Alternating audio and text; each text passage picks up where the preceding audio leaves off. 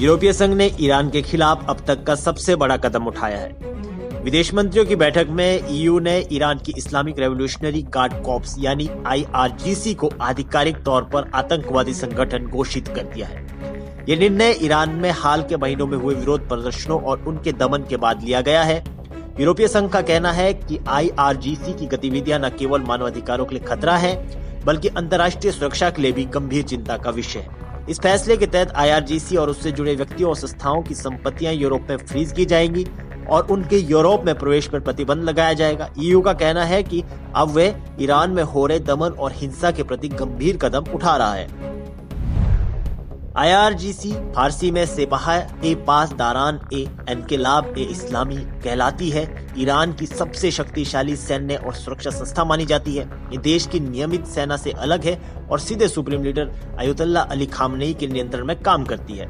IRGC में लगभग 1.5 से 1.9 लाख सक्रिय सैनिक हैं। इसके पास अपनी थल सेना, नौसेना, वायुसेना, खुफिया इकाइयां, विदेशों में सक्रिय कुद्स फोर्स और देश के भीतर काम करने वाली बसीज मिलिशिया भी है। ईरान की आंतरिक सुरक्षा, राजनीतिक नियंत्रण और क्षेत्रीय रणनीति में IRGC की भूमिका बेहद अहम मानी जाती है।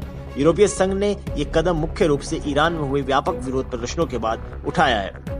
ईयू का कहना है कि इन प्रदर्शनों को कुचलने में IRGC ने प्रमुख भूमिका निभाई और अत्यधिक हिंसा का इस्तेमाल किया। इस दमन में हजारों प्रदर्शनकारी मारे गए और बड़ी संख्या में लोगों को गिरफ्तार किया गया। ईयू की विदेश नीति प्रमुख काजा कलास ने कहा, रेप्रेशन कैन नॉट गो अनआंसर्ड, यानी दमन का जवाब देना जरूरी है। उनका कहना था कि जो शासन अपने नागरिकों की हत्या करता है वह अपने पतन की ओर बढ़ता है। ईयू का स्पष्ट संदेश है कि अगर कोई संस्था आतंकवादी जैसा व्यवहार करेगी तो उसके साथ भी उसी तरह का व्यवहार किया जाएगा।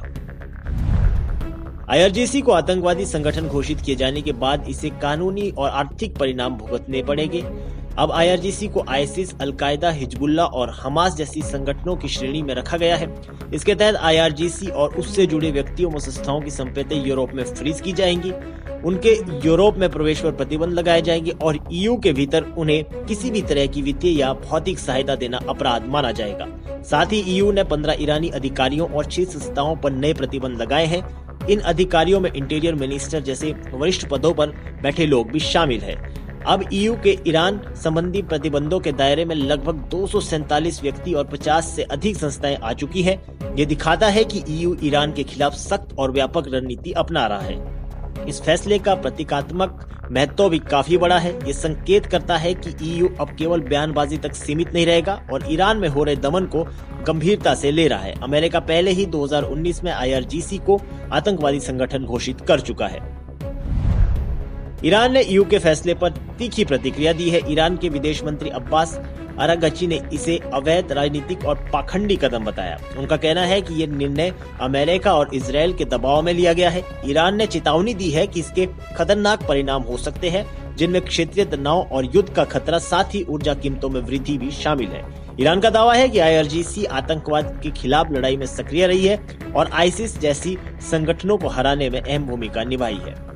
बहरहाल ईयू का निर्णय IRGC को पूरी तरह समाप्त नहीं करेगा, लेकिन इसकी अंतर्राष्ट्रीय अलगाव की स्थिति, संचालन की लागत और दबाव को बढ़ाएगा। इस फैसले के साथ ही अंतर्राष्ट्रीय समुदाय को भी संदेश गया है कि मानवाधिकारों के उल्लंघन और हिंसा के मामलों में अब केवल बयानबाजी स्वीकार्य नहीं होगी। ईयू ने अपने कानूनी, आर्थिक और राजनीतिक संसाधनों का उपयोग करके स्पष्ट कर दिया है कि किसी भी राज्य या संस्था की आतंकवादी गतिविधियों को अनदेखा नहीं किया जाएगा। फिलहाल के लिए इस खबर में इतना ही। देश और दुनिया की बड़ी खबरों के लिए देखते रहिए पंजाब केसरी टीवी।